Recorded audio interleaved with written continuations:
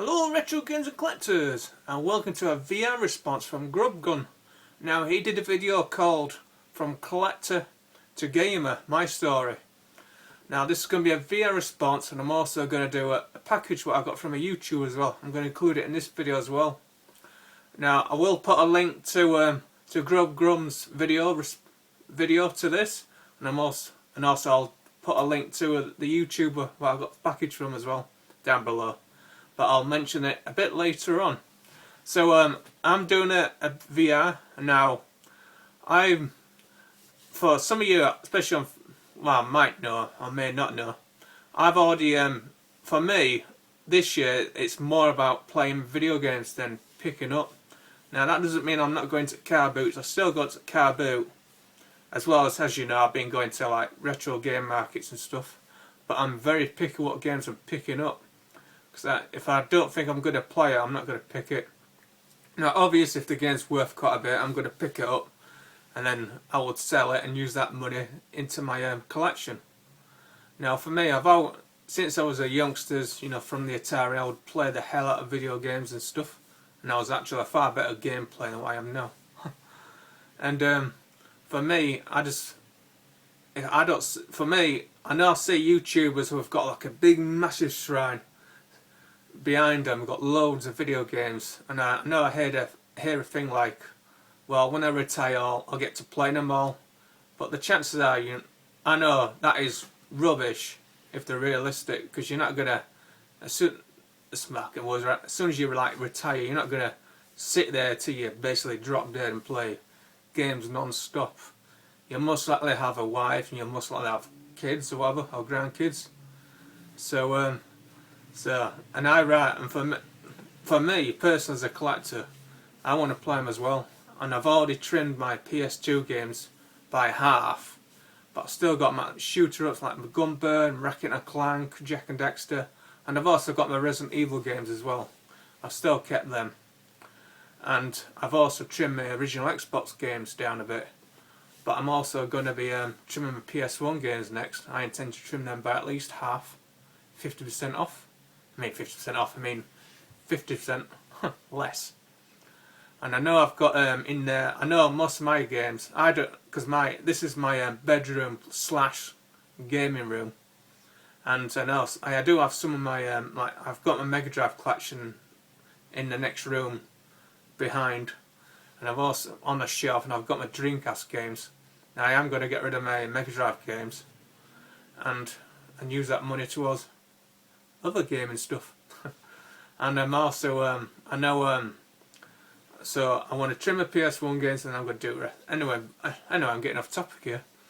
For me, I just want to play the games and just enjoy them when I have them.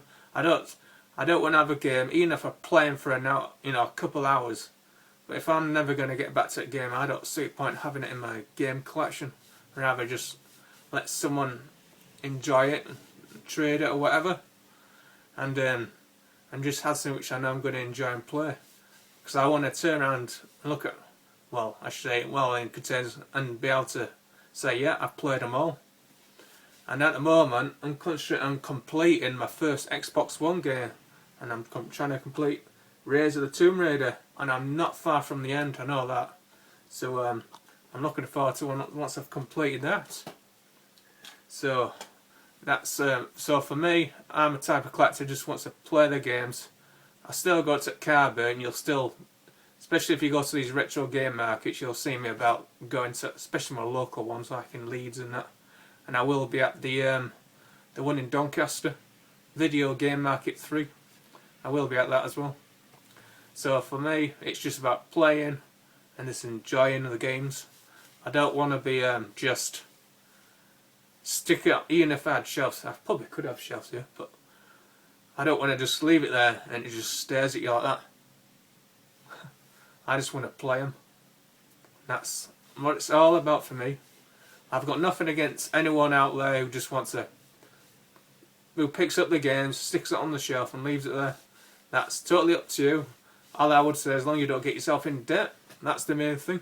As long as you pay your bills and all that stuff, that's all I got to say about that. So for me, play games, because I've always played games. I used to play quite a lot. I did used to play at one point when I was younger. Oh yeah, this will be a good one.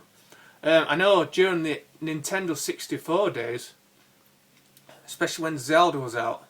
Now, which one was I can't remember the name of the first Zelda game that came on the N64. I'm sure most of you will comment down below. And tell me, what was it called? I won't call it Twilight Princess. Was that something else? Oh well.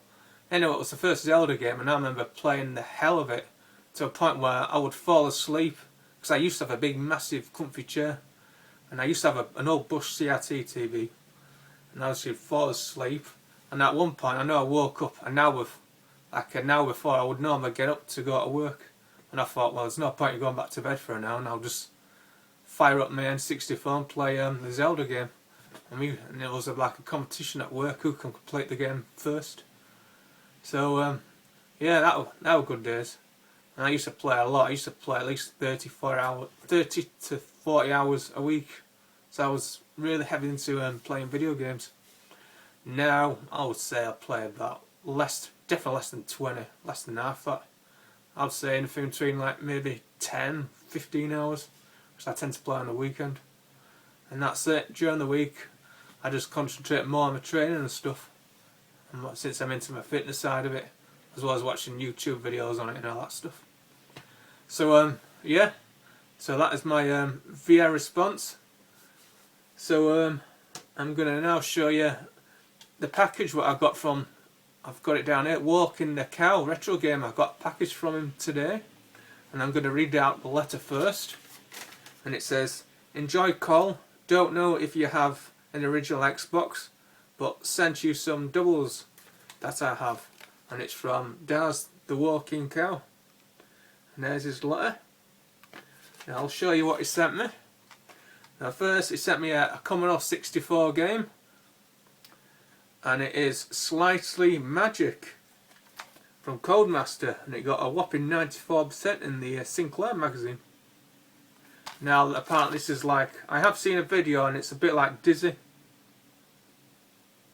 There's a bit of glare from the monitor. Let's turn it off. That's it. So yeah, so you will be seeing a gameplay of that along with the other ones. Oh, it's a bit dark now. Turn it on. And he also sent me two of his doubles, which are a loose disc for the original Xbox.